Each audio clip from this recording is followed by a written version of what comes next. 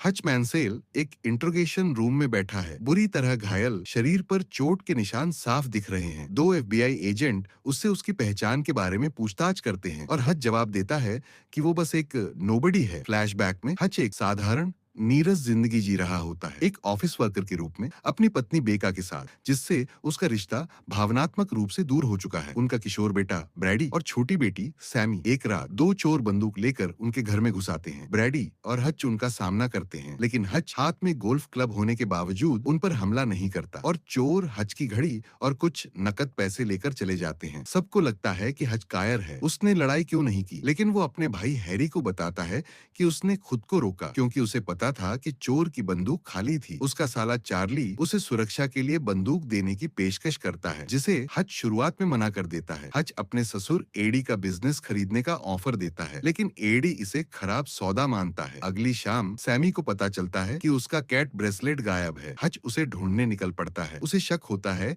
कि चोरों ने पैसे उठाते वक्त उसे भी ले लिया होगा। वो उन्हें ढूंढ निकालता है, एक के कलाई पर बने टैटू से पहचानता है और ब्रेसलेट वापस मांगता है। लेकिन जब उसे पता चलता है कि उनके पास वो नहीं है और वो शायद अपने बच्चे के इलाज के लिए चोरी कर रहे थे, तो वो वहां से चला जाता है। घर लौटते वक्त बस में कुछ नशे में धुत गुंडे चढ़ते हैं और एक लड़की को परेशान करने लगते हैं। हच शांत रहता है, लेकिन फिर बेरहमी से उन सब की पिटाई करता है। जो हच नहीं जानता वो ये है कि उस गैंग का लीडर टेडी यूलियन कुजनेत्सोव का भाई है, जो एक रूसी क्राइम लॉर्ड है और माफिया के पैसों की देखभाल करता है। लड़ाई के दौरान हच टेडी की सांस की नली तोड़ देता है, वो कोमा में चला जाता है और बाद में मर जाता है, जिससे यूलियन गुस्से से भर उठता है। हच घर लौटता है, जहां बेका उसके घावों पर पट्टी करती है। उसे उसके अतीत के बारे में पता है। हच अपनी नीरस जिंदगी को लेकर अपनी भड़ास निकालता है और फिर दोनों एक दूसरे के लिए अपने प्यार को फिर से स्वीकार करते हैं। उधर यूलियन हच के गिराए गए मेट्रो कार्ड से उसकी पहचान और लोकेशन पता कर लेता है। वो अपने गुंडों की टीम को हच के घर भेजता है उसे पकड़ने के लिए, और साथ ही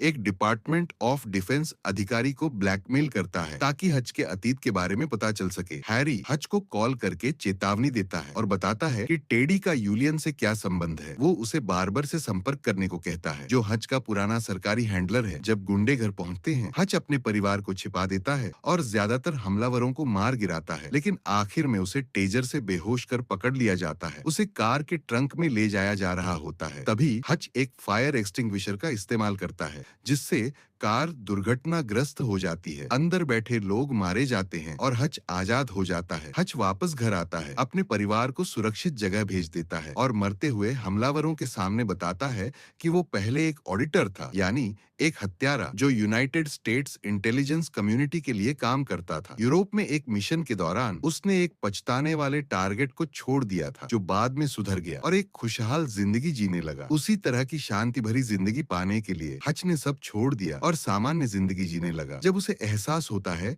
कि घायल हमलावर मर चुके हैं, तो वो छिपा कर रखे गए सोने और पैसों को निकालता है। सबूत मिटाने के लिए घर को आग लगा देता है और अपने पड़ोसी की डॉज चैलेंजर चुरा लेता है। उधर दो हत्यारे उसके पिता डेविड को मारने की कोशिश करते हैं, जो एक रिटायर्ड एफबीआई एजेंट है, लेकिन डेविड चुपचाप उन्हें खत्म कर देता है। हच अपने सोने का इस्तेमाल करके अपने ससुर की मेटल फैब्रिकेशन फैक्ट्री खरीदता है और पूरे बिल्डिंग में जाल बिछा देता है। फिर वो रूसी माफिया के हेडक्वार्टर पर हमला करता है और यूलियन के औपचारिक पैसे जला देता है। हच यूलियन से उसके क्लब में मिलता है, हाथ में क्लेमोर माइन लेकर, और उसे आखिरी मौका देता है लड़ाई खत्म करने का, लेकिन यूलियन मना कर देता है। हच क्लब से निकलता है। यूलियन और उसके आदमी उसका पीछा करते हुए फैक्ट्री तक पहुंचते हैं, जहां हैरी और डेविड पहले से मौजूद होते हैं। दोनों मिलकर कई लहरों में आने वाले गुंडों को मार गिराते हैं। जैसे ही वो थोड़ा संभलते हैं, यूलियन अचानक उन पर हमला कर देता है और हैरी को घायल कर देता है। गोली बारूद खत्म हो चुका है। क्लेमोर माइन को बुलेट प्रूफ ग्लास के पैनल पर चिपकाकर सीधे यूलियन पर झपटता है। ग्लास ढाल की तरह धमाके को रोकता है। यूलियन मारा जाता है और हच घायल हो जाता है। पुलिस पहुंचती है और हच को